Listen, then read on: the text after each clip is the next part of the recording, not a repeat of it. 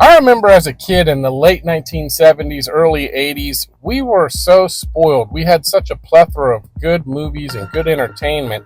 I mean, we had classics like Jaws and Close Encounters and Star Wars and Indiana Jones and Back to the Future, Gremlins, and I'll even throw Poltergeist in there because it was an iconic movie. But one movie that I think always gets overlooked and it's not talked about enough is E.T., the Extra Terrestrial. And that was a movie that was released in 1982, directed by Steven Spielberg. And this movie, like I said, there was so much good entertainment that it was like a flash in the pan. I mean, you heard about it, and I remember as a kid seeing the previews to this, thinking to myself, this kind of looks ridiculous because you don't really see the alien that much leading up to the movie.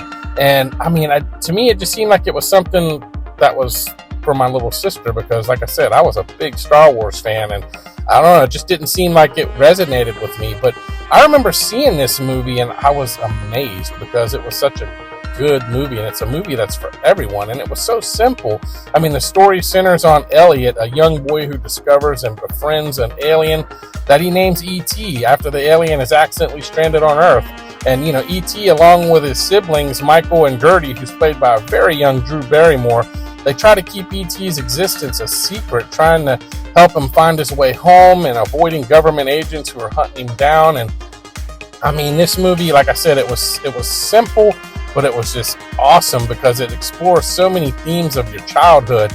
I mean, innocence, friendship. Like, who's going to ever forget the way the siblings pull together with the neighborhood kids to try to help E.T. get back to his landing site after he calls home? I mean, that chase at the end of the movie is epic, and it's so exciting to watch. And I mean, this movie also has empathy, connection, and a longing for home, like sort of like how I long for the things of my childhood and young adulthood, especially entertainment, because we obviously don't get enough of that anymore. But that's another video for another time. And like I said, I mean, this movie, it just came out of nowhere, and it was such a massive box office success, and it was critically acclaimed, becoming one of the highest grossing movies of all time and widely regarded as a classic.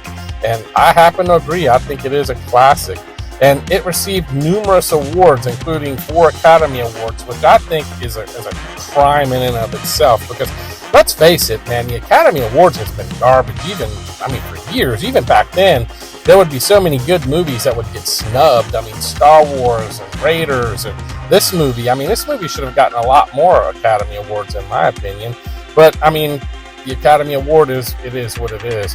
And this movie is particularly known for its iconic imagery, like the bicycle flying past the moon and John Williams' memorable music score. I mean, both of which contribute to its enduring emotional impact. And I don't know, I mean, if you watch E.T. at the end of that movie, the musical score on this is so powerful that if you don't have any kind of emotion, man, I think there's something wrong with you, and I don't think you're human.